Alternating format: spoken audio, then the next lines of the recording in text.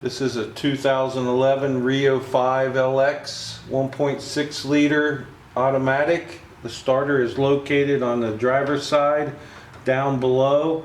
You have to disconnect the battery, remove the air filter box and the air intake.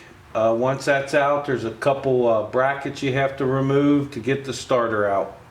The Kias are known for bad starters and ignition coils, which I may do a video on next time one goes out.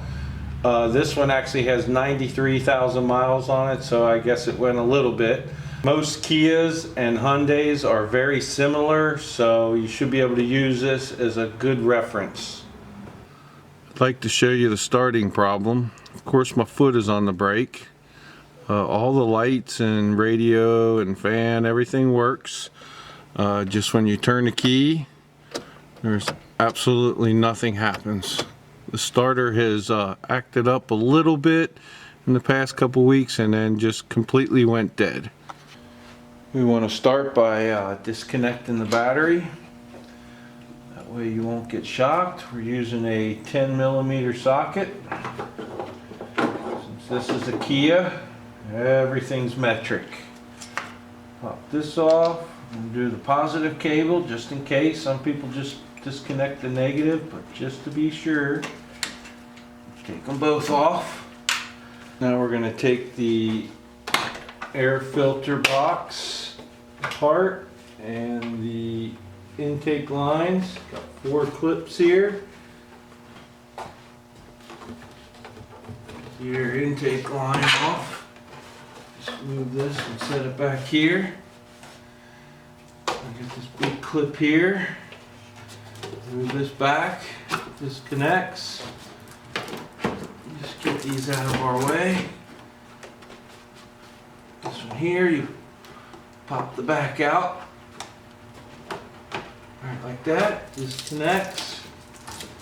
These are out of the way. Now we're removing the air cleaner box. 10mm bolt. Right here.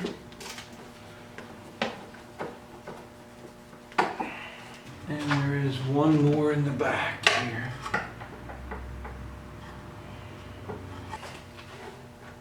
This should lift right out there. There are 2 bolts that are holding the shifter linkage and some of the wiring harness. They are a 12mm. Want to loosen that up. You can take that apart, you'll get more access to the bolts to the starter. There are the 2 bolts holding the starter on. They are 14mm. Now to get the starter bolts, you want to use a swivel. This is a 3/8 drive with a 14mm socket, an extension with a ratchet. I don't believe you would be able to get it off without having these swivels. It's so tight.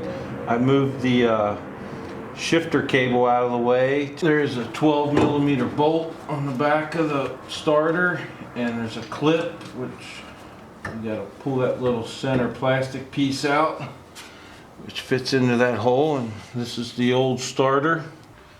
It is the next day. It took me about an hour to get the old starter out.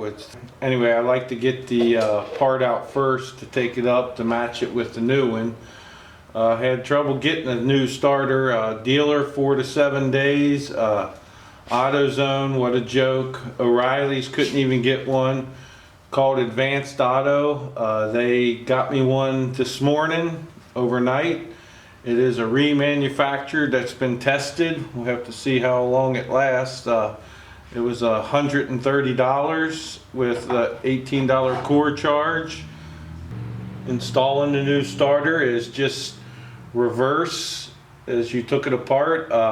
The only thing to look out for is the main terminal that goes onto the starter. You want to make sure that it's turned the right way when you tighten it up, because there's a flat on the electrical connector.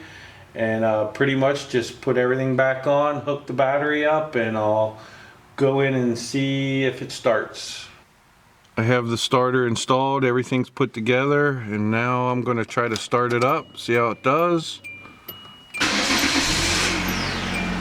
There we go. We have no warning lights or anything, so all the connections are back, and looks like it's good to go for a while. Sweetest dog in the world, smart as could be, but the Lord up above put her brain in backwards. Get it! Bring it here! Get it!